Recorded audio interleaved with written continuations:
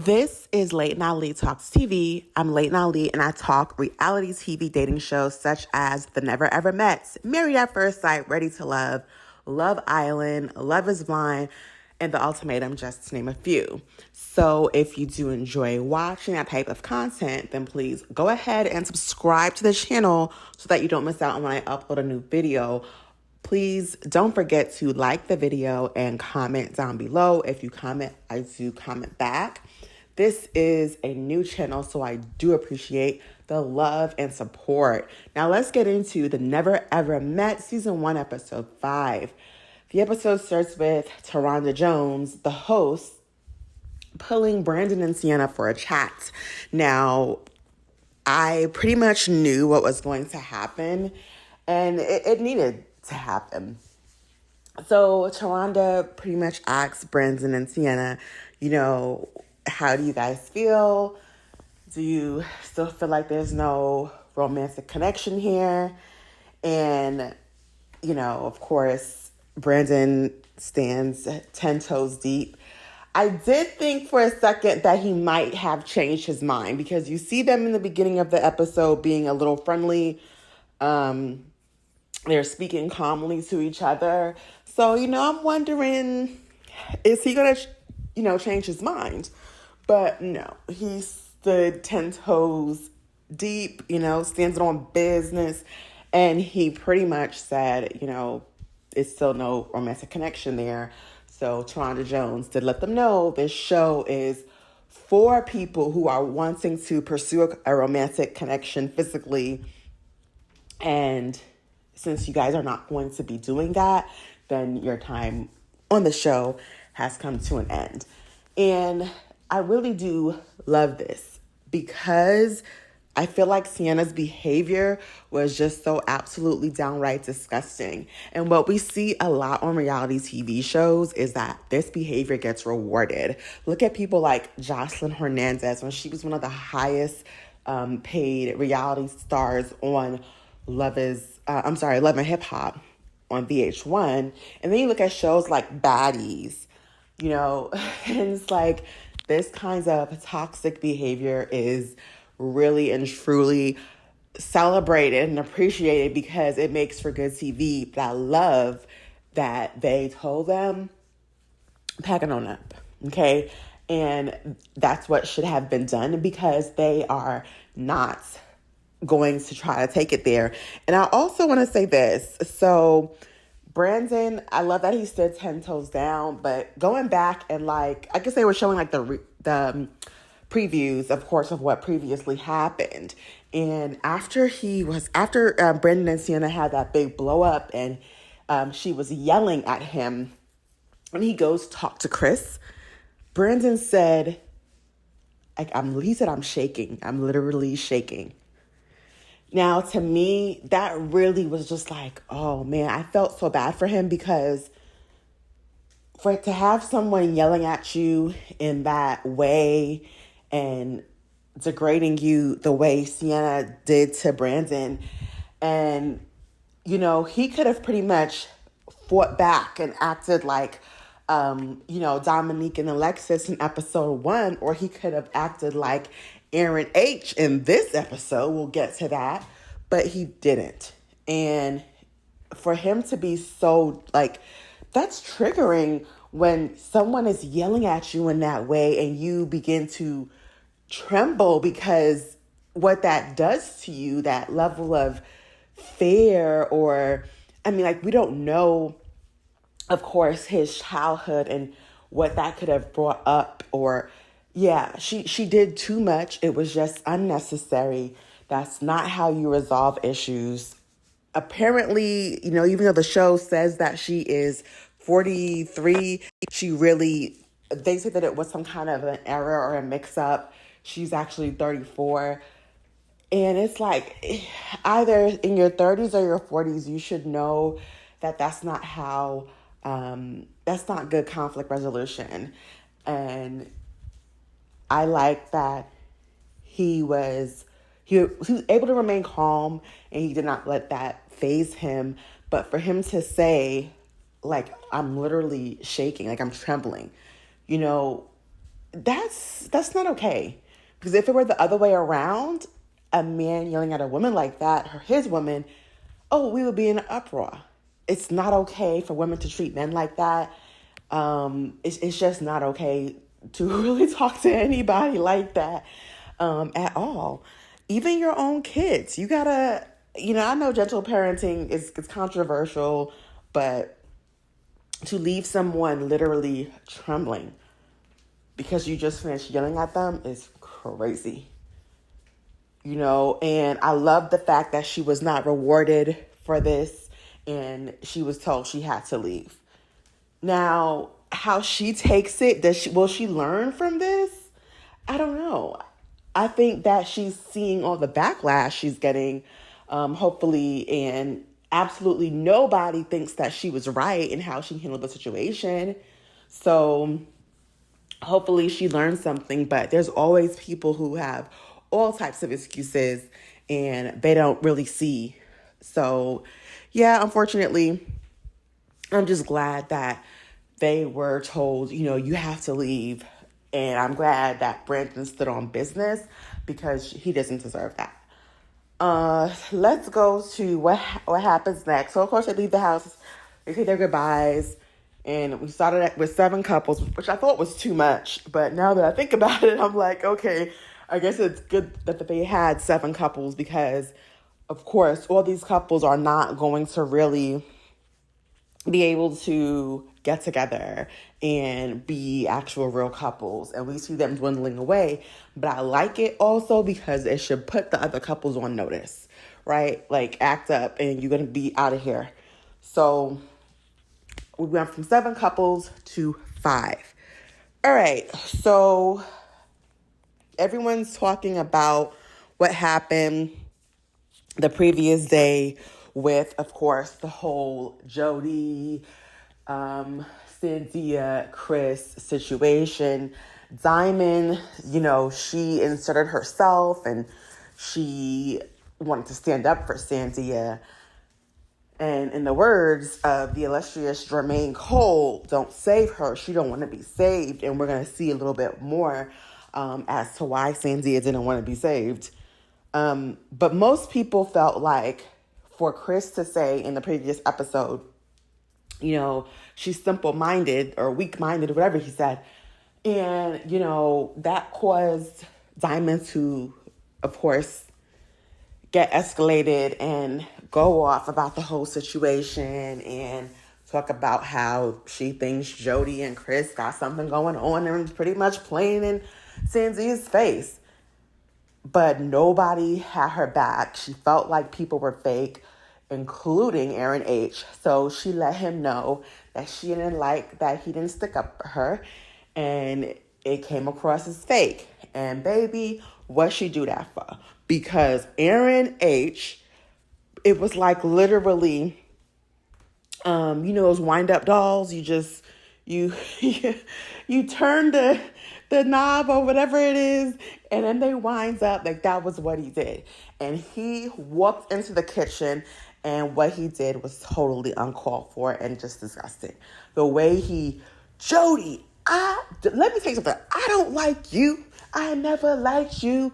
You this, you that. And y'all always talking about Jody and da-da-da-da-da. Here's the thing. What he did in regards to going in that room and defending Diamond wasn't necessarily the issue. It was how he did it. Okay? So he directed his issues to Jody. And even though the situation is about Jody and Chris, what Diamond is upset about is that the people who were, everyone else was talking about Jody and Chris. Okay, but then when it was time to talk about it and confront them, everybody was quiet except her. So Millie and Greg, Shay and Josh, they were all also in on the conversations and they've been super quiet. So Aaron J should have been like talking to them. He should have said, all of y'all, have said things about Jody and Chris. And when it's, time to talk to them to their face, y'all are quiet. That's where the anger should have been towards the entire group. But he just specifically put that anger onto Jody. And I will tell you this. We saw that Diamond was happy. She was smiling. She looked like she was turned on, to be quite frank. But in the real world, if you had done that to somebody who, like another man, talked about yelling at his girl like that, a fight would have broke out. For sure. For sure. If it was more of a masculine man, I think a fight would have definitely broke out. For sure. But for him, a 51-year-old man at that time, to be yelling at a woman who is 31 years old. And yeah, she pointed out the whole age difference. It's just disgusting. You're yelling at her from across the room, and it's just like, I don't like you, and oh my God. That's the thing. It was so bad. It doesn't look good for a man to be yelling at a woman like that. And the way that Diamond is seeming so turned on by it is beyond problematic. And we see that it comes back in the rest later on in the episode. It's going to come back, because for a man to have the propensity to yell and disrespect a woman like that because he doesn't like her, what is he going to do to you and your family? And we see that happen later on in the episode. But pretty much, Aaron J, he tries to speak up, and I don't remember what he said, but Aaron H was like, give me your number, and, you reach out to me when she dumps you, and you'll tell me like, oh man, I should have listened, you were right, kind of thing. So pretty much Aaron H was trying to tell Aaron J, like, look, when things don't work out, just call me so you can tell me that I was right. And he has a point there, like, we know. But again, Aaron H should have been, his anger should have really been dispersed throughout the entire group, because they were all talking negatively about the Jody and Chris situation. However, they left Diamond out to dry. And that's that. Like, he could have done that instead of, specifically talking about Jody and his dislike for her. Even though, yes, Jody does come across as someone that's not likable, but still, that was not called for. Then we see Millie pipe up, and Millie goes off, and I believe she was going off on Chris. Now, Chris, is disgusting and diabolical as Chris is, Chris had the best thing to say in the entire episode. He said, I'm not going to argue with a woman. Period. Now, Chris, we'll see him, downplay Sandia's feelings and disrespect her and just be, not cool, not just pretty awful to her. But hey, he knew he wasn't going to argue with a woman on national television. At least he got some kind of sense. He knew that it's not going to look good for him. And I think he's all about his image, for sure. So that was the best thing he said all episode, all season, to be quite frank. It's like, I'm not going to argue with the women. Especially when Millie was yelling the way she was, and had Chris started yelling, he knows Greg was probably going to pipe up, as Greg should. Because you don't let no man be yelling and being disrespectful to your women while you're there. This was just a mess. It was a mess. It was an absolute mess. But to make matters worse, Chris pipes up and just like, I want everyone to know, I never talked bad about Jody. I never said anything bad about Jody. Sir, we know. We didn't need you to tell us that. We know you don't talk bad about Jody, because we know that that's your home girl.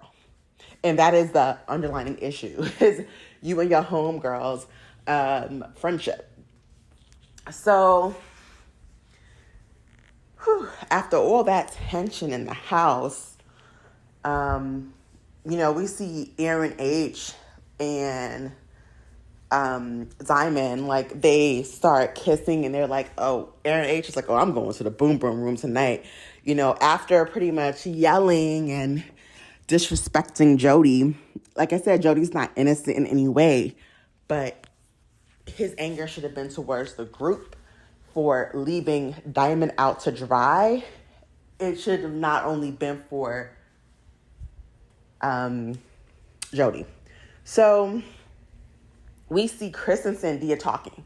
And this is the part that annoys me. So I'm like, really? Sandia just is like, oh, all that in there was too much.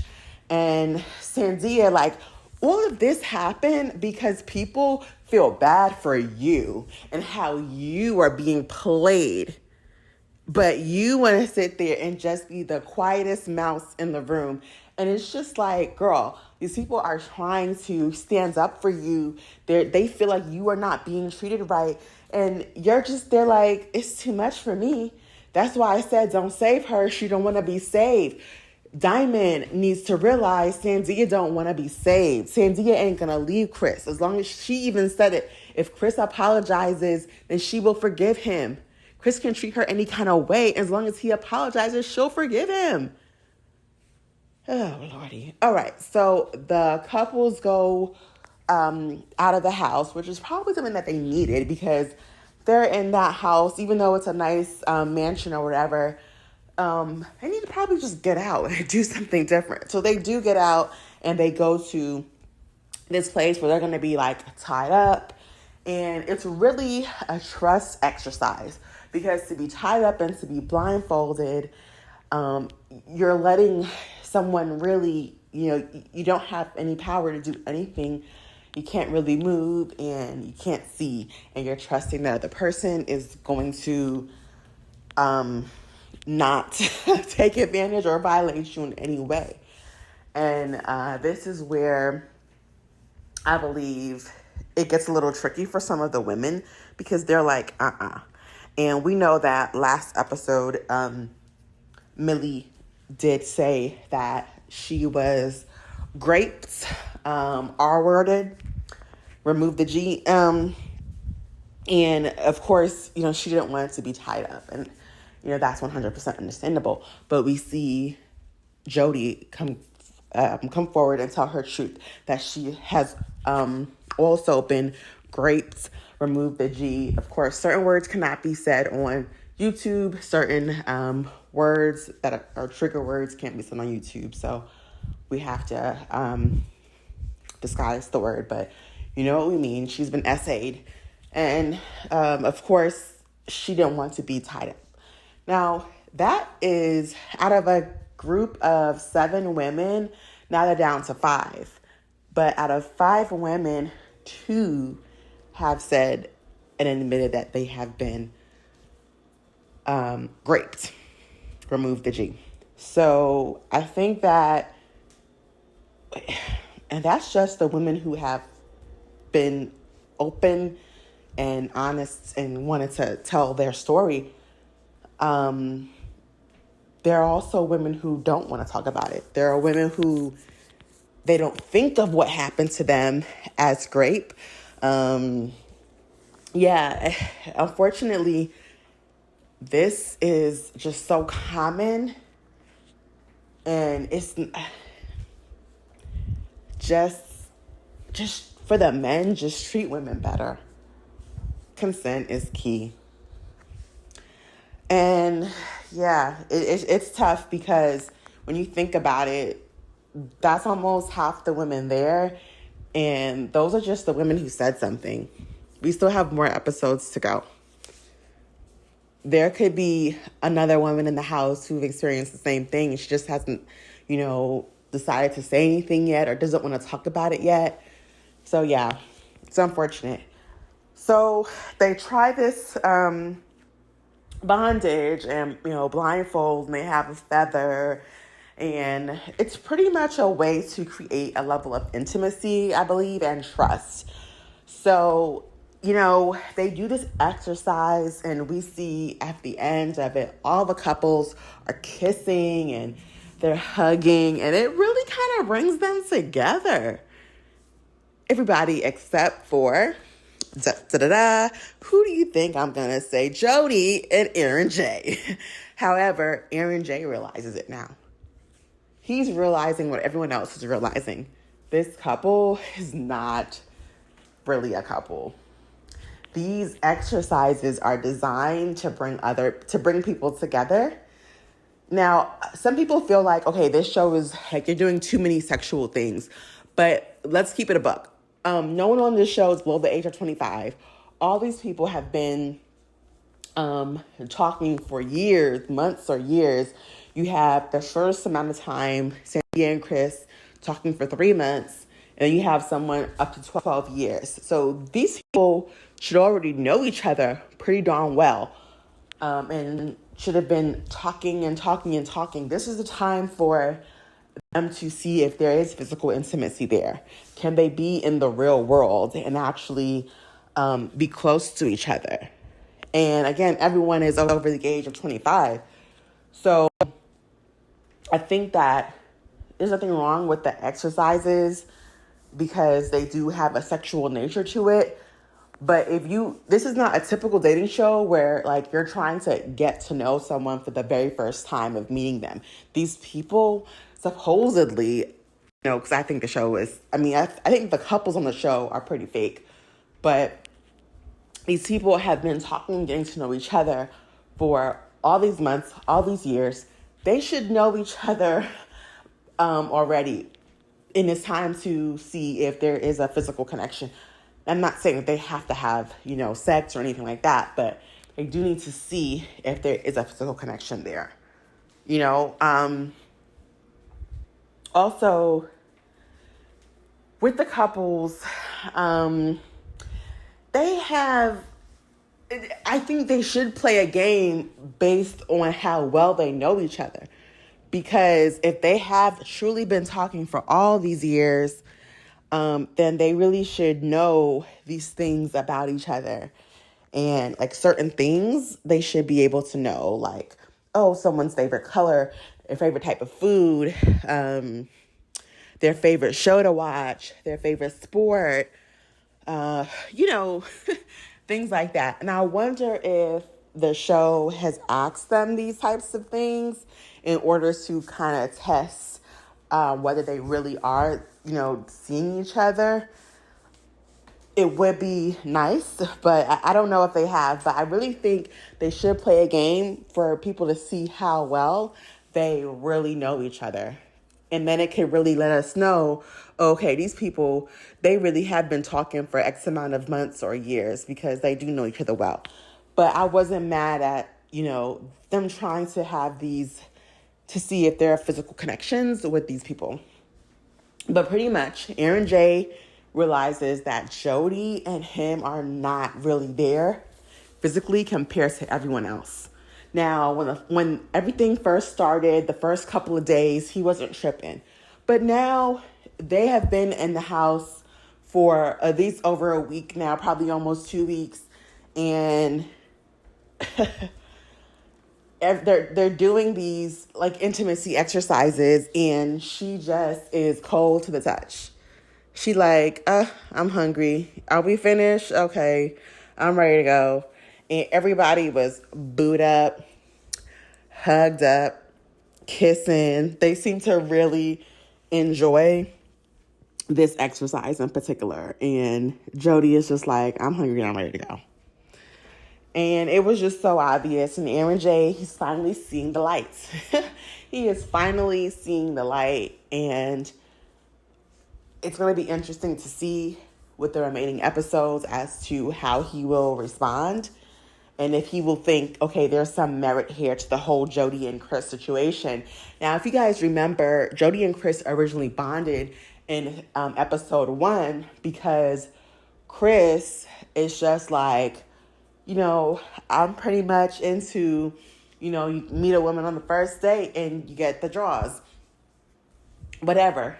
And Jody is like, I think more women should date like that. So you can't say you think more women should be intimate on night 1 with a man, but you have been allegedly talking to Aaron J for, I believe it was 9 months for them. Let me check. Yes, 9 months. They've been talking for 9 months, and you should know a whole lot about each other. And you and him don't even kiss. So what do you mean?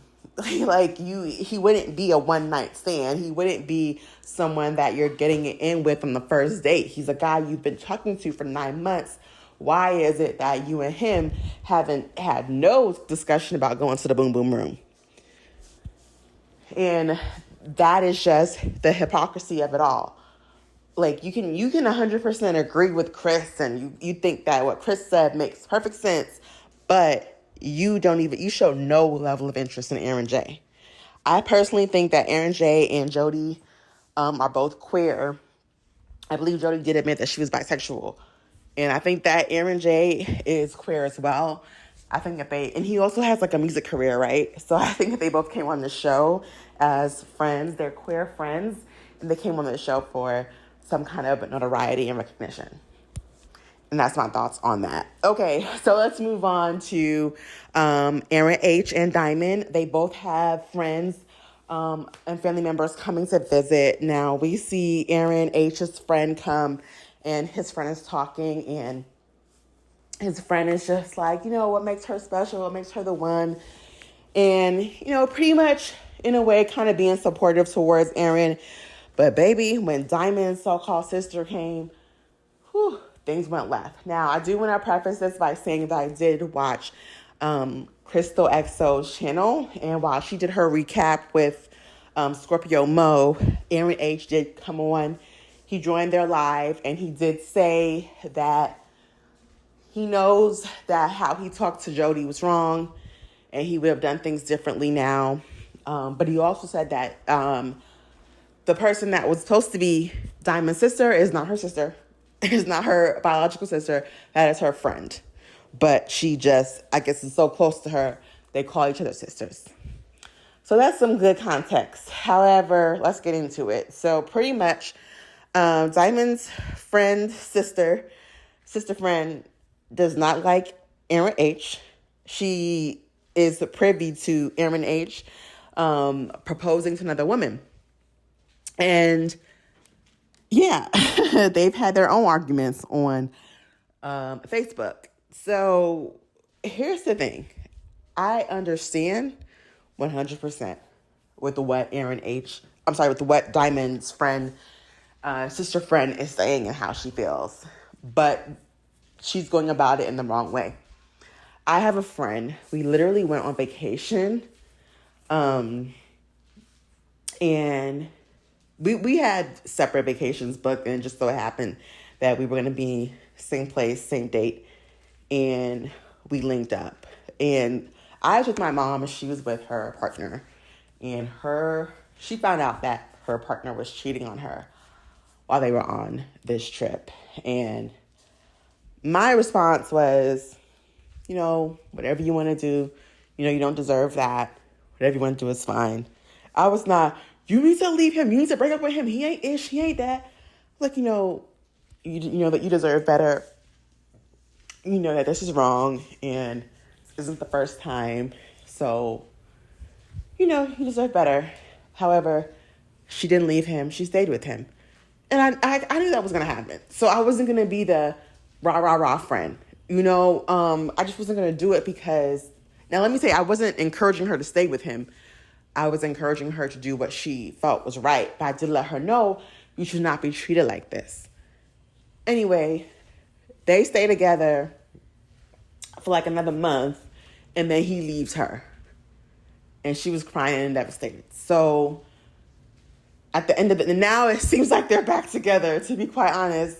So it's just, I'm not going to talk bad. I'm not going to fight that fight. But I will let a woman know, you don't deserve this. You deserve better. But what Diamond's friend is doing is fighting somebody else's fight. You cannot fight somebody else's fight. Diamond is not a child. Diamond is putting up with what she's putting up with knowingly and willingly at her big grown age in her 40s. So for Diamond's sister friend to be going off the way she is, you can't do it. Nothing that you can do. There is nothing that you can do. Now, Aaron H., as long as that person is not putting hands on your family or friend, you cannot be trying to force them to leave a situation. If she don't feel like she deserves better, if she wants to stay with that person, then you just got to be, a shoulder to cry on. But yeah, Diamond's sister friend was dead wrong in her delivery and trying to fight Diamond's battles for Diamond. But she went wrong about Aaron H. Proposing to another woman, because if you were proposing to another woman, that means you had a relationship with that other woman. So if you did, that means you were seeing two women at the same time. And you chose the more convenient option, was the woman that lived close to you. So even though that situation was 2 years prior, you were never exclusive with Diamond. You were talking to other women. And that's what I don't like about this show, is because these people are not exclusive with each other. They are talking to other people. Anyway, child. So Aaron H. over here is Diamond's friend, and he goes and he tries to, introduce his friends to Diamond, and he tries to say hello to Diamond's sister friend. However, they go off on each other. They get to arguing, to yelling, to screaming. She is like, F your mama, F your daddy, F your sister, F your kids.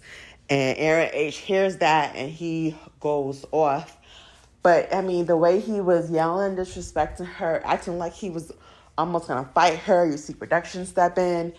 It's just like, okay, remember now, Diamond, it was all good when he was going off on Jody, and now he's going off on your sister friend, and it's a big problem.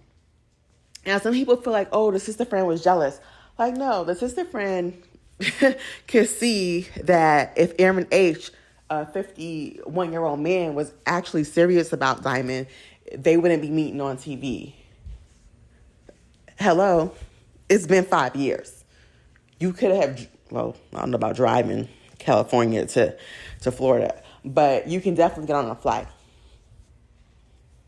You can definitely get on a flight. You can definitely go to her area. You can definitely say, look, I have a hotel. I'm going to be at a resort, whatever. Let's meet. Let's get to know each other. Like, you don't 5 years, my guy. What is the reason for the 5 years? Yeah, I agree with how Diamond's sister friend feels. I disagree with her delivery, because you can't cap that rah-rah drama towards the other person unless they put hands on your friend or a family member. But Diamond is choosing to stay. Diamond said this is what she wants. She wants him. She wants a man that's in his 50s and can't fly her out on his own. A man that proposed to another woman. But I will say they do seem really good together as a couple on the show. But we also don't know, was Diamond 100% exclusive with Aaron H. in 5 years? You don't know what kind of agreement they had, but yes, we do know that Aaron H. had to have been dealing with other women during this time. And I think that is why the friend is just like, no, girl, you deserve somebody who don't want nobody else. Child, because even these people on Catfish, Quiet as It's Kept, they be feeling like they in relationships. And another person be like, no, yes, we're not. So it just gets super duper messy. It gets super ridiculous. And we'll see what happens in the next episode. But yeah, Aaron H. completely uncalled for. We see him go off on women twice. And, Diamond, it was all good when he was going off on Jody. Now he's going off on your sister friend. And it's like, how can you be friends with somebody if your man let's say they do make it off of the show, and they do get in a relationship and they move in together and they do get engaged. Oh, I'm sorry. Aaron H said that he came here with a ring. So he's serious. Let's say they do get engaged and they get together.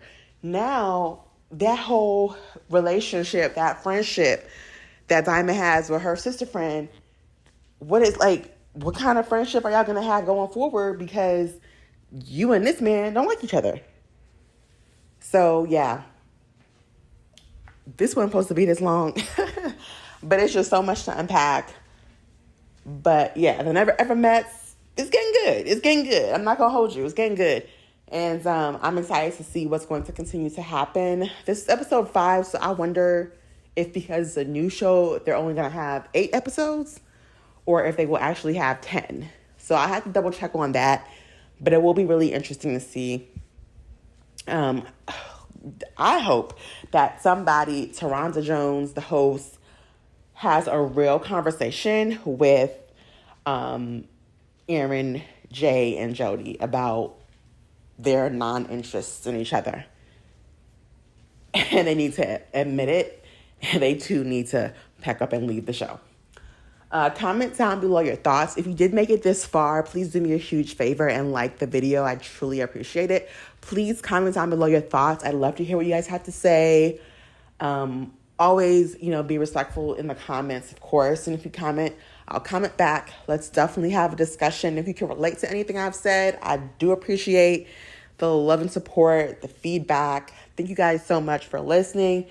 Don't forget to subscribe if you haven't already. Like the video, comment down below. This is Late Night Ali Talks TV. I'm Late Night Ali, and I'm signing out.